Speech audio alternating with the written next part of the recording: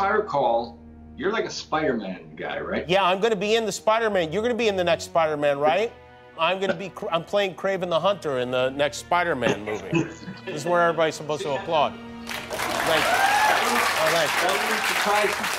Yeah. That wouldn't surprise me. Yeah, it should. So we're having discussions, as they say. We're talking about. We'll see if it happens. Well, let me ask you about some of the other Batman then, since you can't talk about yourself. We know Ben Affleck is also playing Batman in this movie. Does that mean Val Kilmer, George Clooney, if not Adam West, maybe Kanye West filling in there? I don't know. Will there be a conclave of Batmans? Men. All 127 of them. Michael, who was the best Batman? Me. Yeah. And do you keep the suit at home for like sex play or whatever or anything? No. No, you do not. No. You don't have the suit. No, but I will slip into it now and then. If I'm just feeling insecure enough, I just slip into the suit. It makes me feel a whole lot better. I walk around the neighborhood a little bit.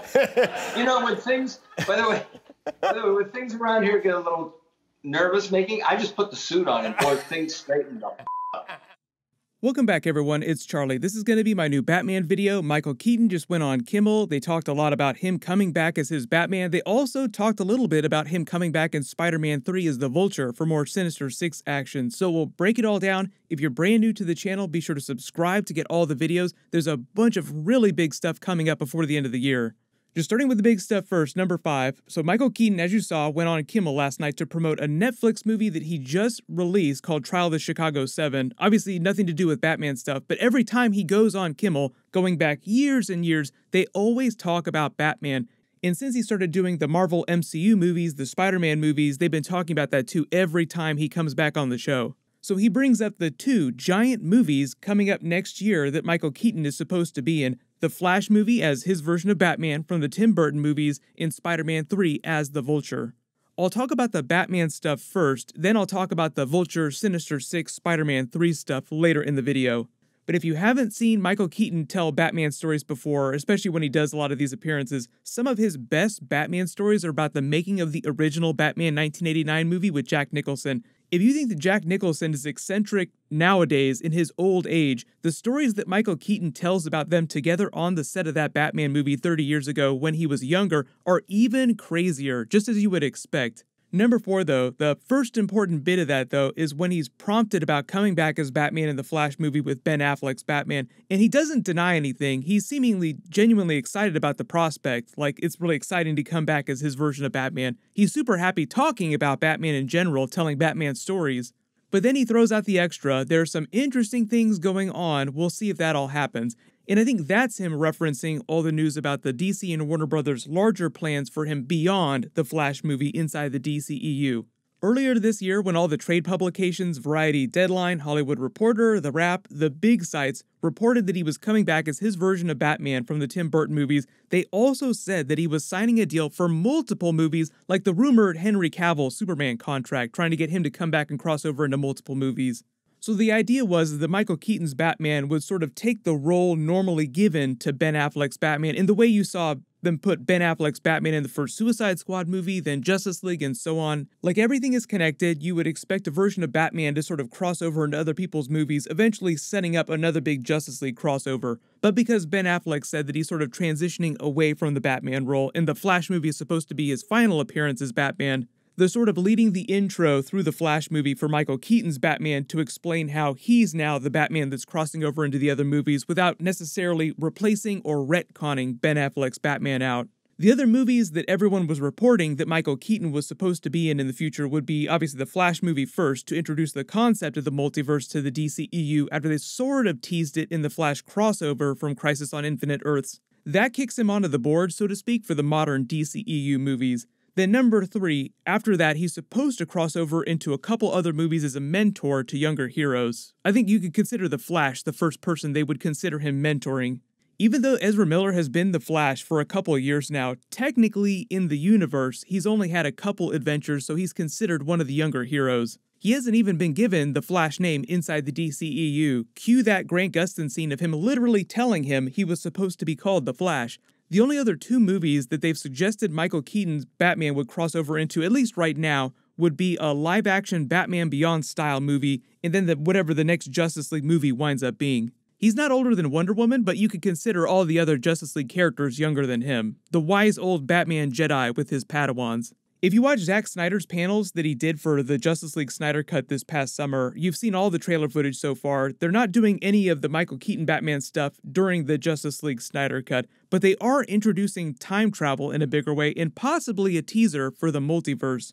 Zack Snyder and Patty Jenkins from Wonder Woman 1984 both just teased that The Flash would have some new abilities, quote-unquote, we've never seen before in the DCEU during the Snyder Cut. How do I do this without giving too many spoilers? You're going to see something with Flash in this film I don't think that you've ever seen before. Something that has to do with his abilities. Because, you know, he's a quantum character. He interacts with time and space. So you might see him do something that is timely. When he talks about quantum states, I think that's one, a dead giveaway for the Flash time traveling some more, and two, teasing the multiverse a little, helping to set up the twist of the Flash Flashpoint movie. Number two, there have been a lot of rumors about how DC's going to handle the live-action Batman Beyond movie that people have been talking about. Some people think that it's going to be the Batgirl movie that they've been trying to make for a couple of years, and they'll just make that movie with a dynamic that's similar to the dynamic from Batman Beyond, like older Michael Keaton Batman mentoring Barbara Gordon as Batgirl, but in that scenario, the movie would still be titled and sold as a Batgirl movie. Then separately, there's all the talk about them doing a legit Batman Beyond movie with a version of Terry McGinnis. And in both cases, it sounds like that would wind up taking place on his Earth 89, or whichever Earth you want to say he's from, the Earth from the Tim Burton Batman movies. That would help explain the timeline a little bit, so his version of Barbara Gordon could be old enough to become Batgirl, and Terry McGinnis could have aged into his early 20s. The timeline is going to be a little bit weird no matter what, between the Michael Keaton stuff that's going on separately from all the DCEU traditional movies. But the Flash movie is going to clarify how all that's going to work and what the dynamic is going to be like when he's interacting with the other Justice League characters. I think when Michael Keaton says there's interesting stuff going on behind the scenes, hopefully everything works out, it's just a question of exactly what it's going to look like once it winds up on screen.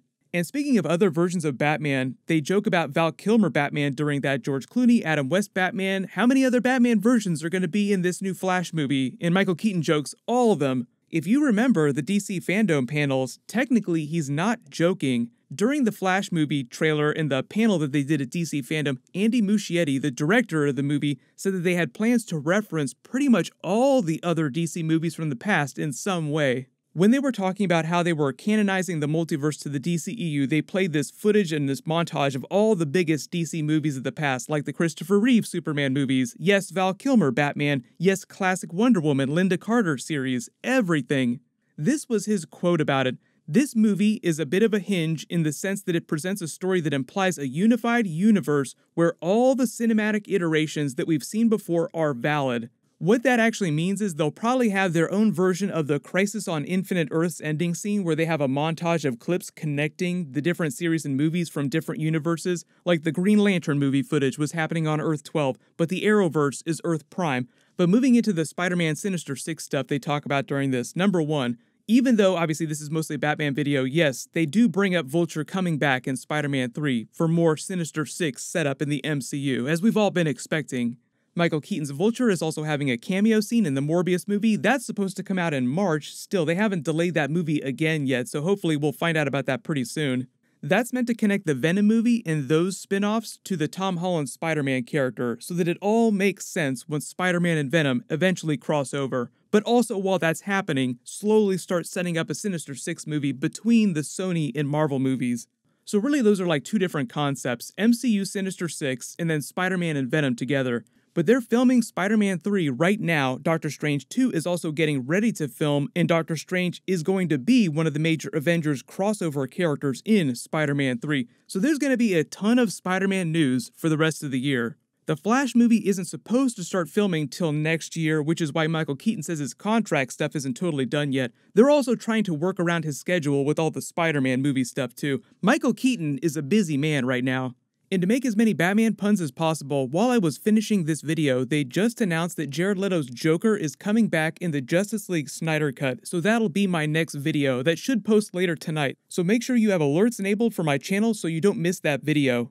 Everyone, click here to watch the Flash movie trailer again, and click here for my new Spider-Man 3 Doctor Strange Multiverse video. Thank you so much for watching. Everyone stay safe. I'll see you guys tonight.